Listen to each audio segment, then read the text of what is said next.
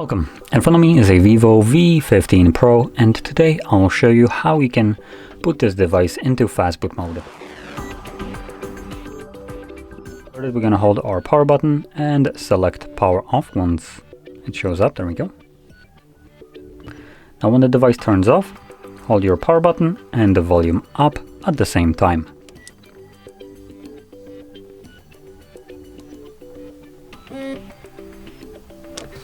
And there we go. As you can see, VIVO Fastboot.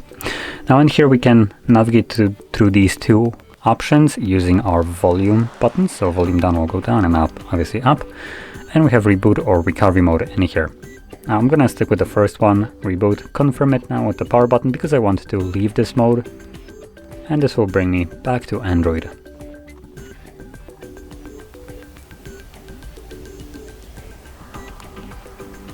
And there we go. So, if you found this video helpful, don't forget to hit like, subscribe, and thanks for watching.